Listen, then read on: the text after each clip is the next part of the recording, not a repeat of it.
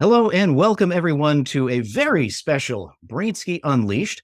Today I'm joined by a legend. This man has his brand literally on every continent in the world. Everyone knows what this man created. Absolutely legendary. So welcome to the program, Joe Foster, founder of Reebok. Thank you, Thomas. Thank you for inviting me. It's going to be interesting. Oh, I think so. I'm so happy to have you here. Joe, there's something that's been kind of on my mind lately. I'm one who typically pays a lot of attention to what's going on in the news, and I pay a lot of attention to how businesses function. You have a long storied history. You've dealt with a lot of challenges in your book, Shoemaker, which, by the way, is an excellent book. I'm reading it. I apologize. I'm a slow reader, so I haven't read the whole thing yet. But there's a lot of challenges in business. There's a lot of challenges in the world. And sometimes those two worlds collide.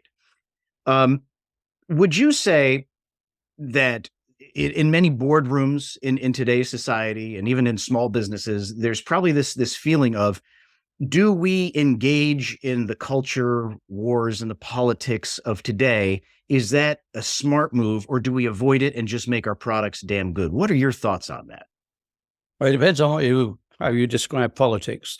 Normally, I would not get involved in politics, but if it's the fact that we have competitors, and we do, if you get challenges, then if you don't get challenges, there's something wrong.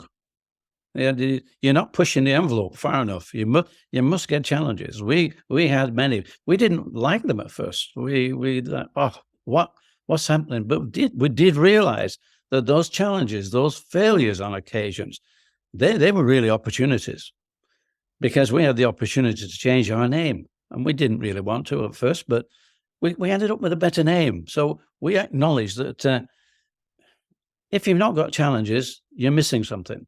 You really are missing something. I agree with you there. As a matter of fact, in any business, the challenges are what actually brings the real change, the real development of a company. And I will say, I like the name you guys chose versus the one that you had. I was reading up on that one, and much, much, much better name. I mean, can you imagine if you actually stuck with the one you had? I mean, you'd probably be nowhere. And so Reebok just stands out. And of course, then you ended up changing the logo, and then it's got a new logo, but that's another story.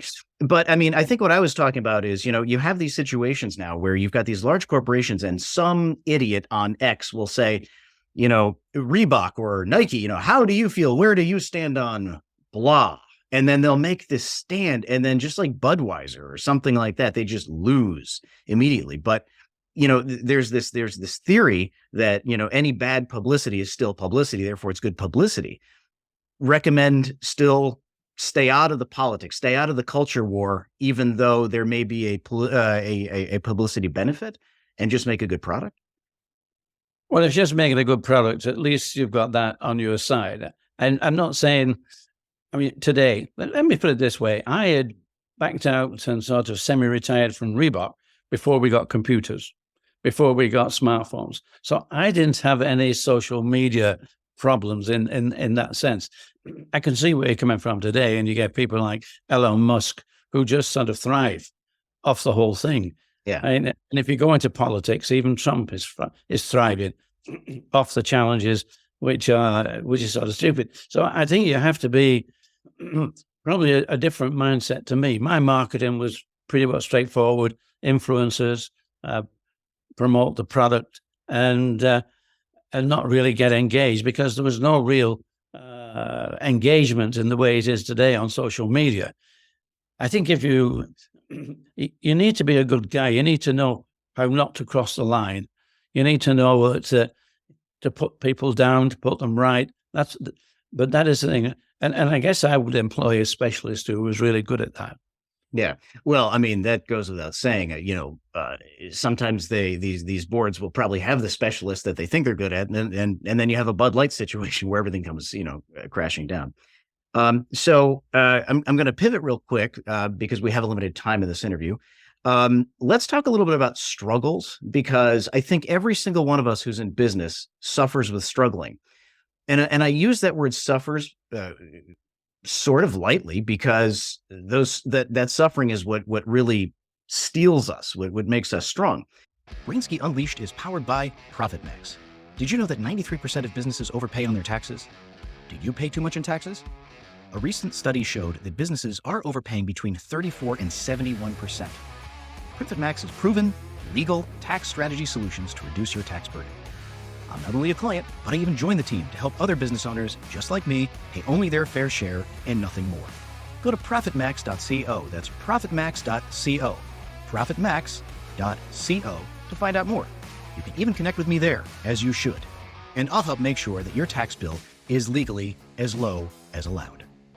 Profit Max. Keep your cash. Can you just kind of go into, I mean, look, you started Reebok. You almost lost the company. You struggled really hard. Where does that grit come from? I mean, is that something that is learned over time, or do you have to have that just ingrained in you from birth? Well, I think there is a lot to do with your DNA. I think your DNA has to be one that enjoys a challenge, and yes, there are struggles because, as you read in many things in the book, that you can come up against some which seem unsurmountable, but there's nothing insurmountable. You may have to take a backward step. Okay, we nearly went out of business, but it didn't take long to recognize the fact that we needed to go collect our stock back, and then we needed to resell it. Because if our bank manager had found that we no longer had a cash flow, we would have been in serious trouble. So we devised a way of going to schools and selling our product through the schools, and we could sell it at such a good price.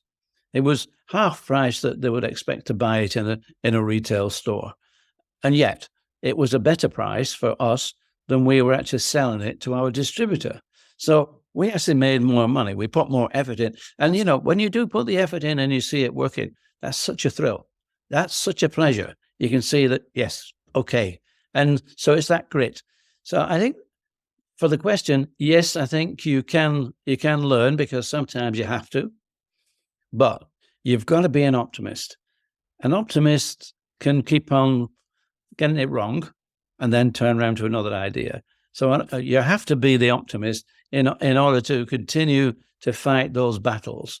And one of the reasons I really backed out of Reebok is that Reebok became so big, became so corporate, with so many lawyers, so many accountants, and so many in between, that for me, the challenge had gone. I recognized that I'd had 20-something years of challenges, and now I'm just going around and I'm waving a flag. I'm just becoming the cheerleader. The cheerleader, and that wasn't a challenge. So I think you have to enjoy the challenges, and I guess that maybe some people get too many really big challenges and it kills them.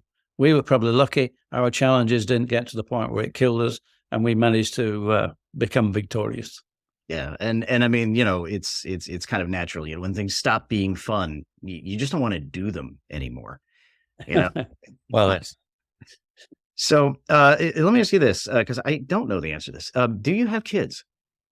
2. Okay, so when you had kids, and this is a ridiculous question, when you had kids and you're sitting there at the dinner table, did they ever come to you and say, "Dad, I want to wear Nikes"? And if they did, what would happen at the dinner table? Well, if one of my kids said, "I want to wear Nikes," I'd say, "You better leave home. I'll pack your bag." So that was like not allowed in that family. Not allowed. No. Yeah, nice. Okay. No, you got to stay loyal. Amen to that. So did you ever want to bring the kids into the business, or was this a business like in my business? I know that I think about my children and I think, oh my God, I never want you people doing anything like this. Or did you kind of want to bring them in? Well, there's 2 things though. Unfortunately, my daughter, she died. Oh, I'm sorry. So she died at 28, but she didn't come into business. My son did come into business and was the biggest pain in the ass we ever had. So unfortunately, yeah, it's like, okay, you could make sure that people did things the way that, we spelled it out. But my son didn't want to do that. And it's difficult when you've got your son in the business and he's reporting to somebody else and he doesn't do it. So for me, children in business, it may be all right, but for me, it didn't work. Yeah, I wouldn't want them in mine, mine are too young still, but just the whole idea of it. No, it's a No. no-starter, go do something different. Go be a doctor. Uh, Yes, something all else. right. Is Yeah. So with the children, you had stresses. How during those difficult times, I mean, you're supporting a family and the business is functioning. Uh, what were those times like for you from just the stress on the family? I mean, were you able to be well connected with the family the entire time, or were you just one of those, workaholics? And if you weren't, how did you manage that? I think I was nearer to the workaholic, and I only justified that by saying when I'm really earning good money and we can do things that we'd love to do, I'll probably step back a little bit. But until that time, I just got to keep going because I couldn't shut the door and walk away when there's a problem still left on the desk. That didn't work for me. So okay, there were many long hours. There were many times I had to be away, and if you can get your family to accept that, and I think my family was sort of not a little bit sort of.